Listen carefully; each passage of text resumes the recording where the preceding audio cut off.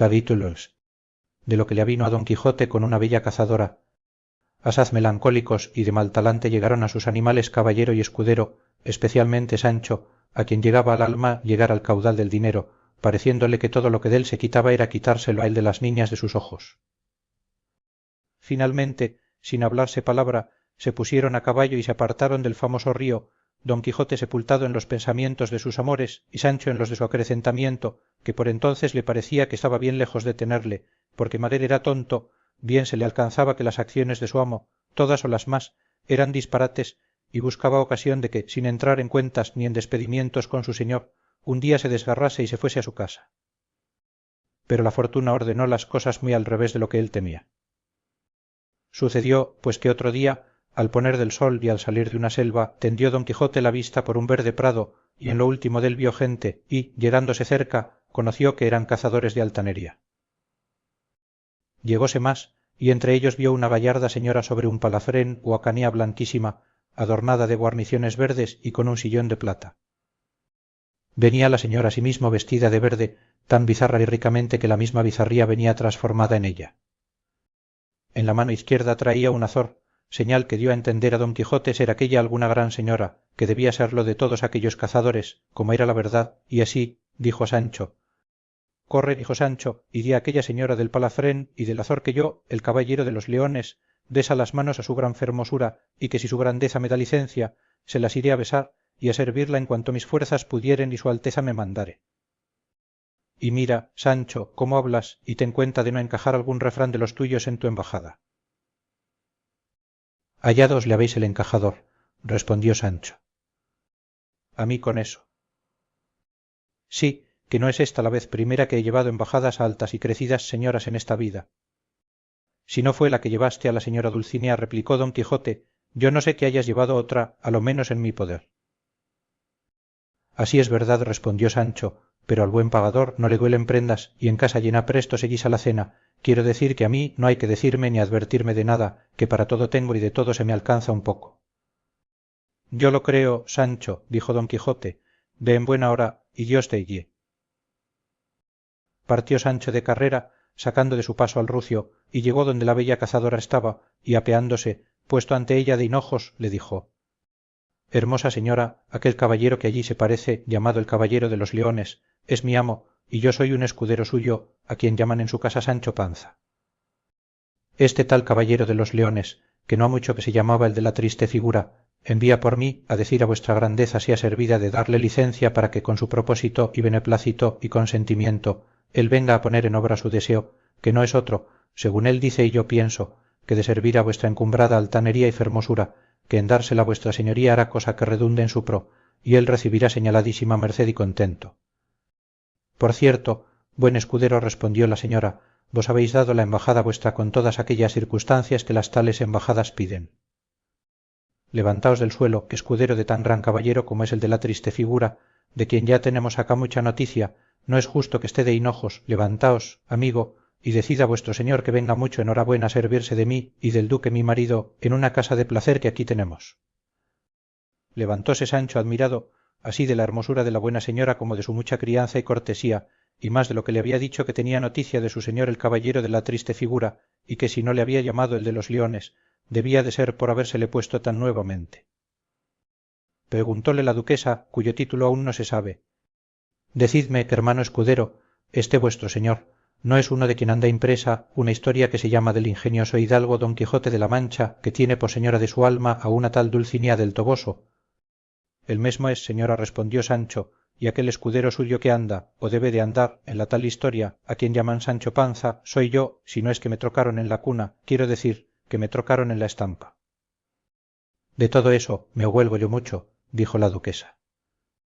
Y, hermano Panza, y decid a vuestro señor que él sea el bien llegado y el bien venido a mis estados, y que ninguna cosa me pudiera venir que más contento me diera. Sancho, con esta tan agradable respuesta, con grandísimo gusto volvió a su amo, a quien contó todo lo que la gran señora le había dicho, levantando con sus rústicos términos a los cielos su mucha fermosura, su gran donaire y cortesía. Don Quijote se gallardeó en la silla, púsose bien en los estribos, acomodóse la visera, arremetió a Rocinante, y con gentil denuedo fue a besar las manos a la duquesa, la cual, haciendo llamar al duque su marido, le contó en tanto que don quijote llegaba toda la embajada suya, y los dos, por haber leído la primera parte desta historia y haber entendido por ella el disparatado humor de don quijote, con grandísimo gusto y con deseo de conocerle le atendían, con prosupuesto de seguirle el humor y conceder con él en cuanto les dijese, tratándole como a caballero andante los días que con ellos se detuviese con todas las ceremonias acostumbradas en los libros de caballerías que ellos habían leído y aun les eran muy aficionados. En esto llegó don quijote, alzada la visera, y dando muestras de apearse, acudió Sancho a tenerle el estribo, pero fue tan desgraciado que al apearse del rucio se le asió un pie en una soga de la albarda, de tal modo que no fue posible desenredarle, antes quedó colgado dél con la boca y los pechos en el suelo. Don Quijote, que no tenía en costumbre apearse sin que le tuviesen el estribo, pensando que ya Sancho había llegado a tenérsele, descargó de golpe el cuerpo y llevóse tras sí la silla de Rocinante, que debía de estar mal cinchado, y la silla y él vinieron al suelo, no sin vergüenza suya y de muchas maldiciones que entre dientes echó al desdichado de Sancho, que aún todavía tenía el pie en la corma. El duque mandó a sus cazadores que acudiesen al caballero y al escudero, los cuales levantaron a don Quijote maltrecho de la caída, y renqueando y como pudo, fue a hincar las rodillas ante los dos señores, pero el duque no lo consintió en ninguna manera, antes, apeándose de su caballo, fue a abrazar a don quijote, diciéndole: a mí me pesa, señor caballero de la triste figura, que la primera que vuesa merced ha hecho en mi tierra haya sido tan mala como se ha visto, pero descuidos de escuderos suelen ser causa de otros peores sucesos. El que yo he tenido en veros, valeroso príncipe, respondió don quijote, es imposible ser malo, aunque mi caída no parara hasta el profundo de los abismos, pues de allí me levantara y me sacara la gloria de haberos visto.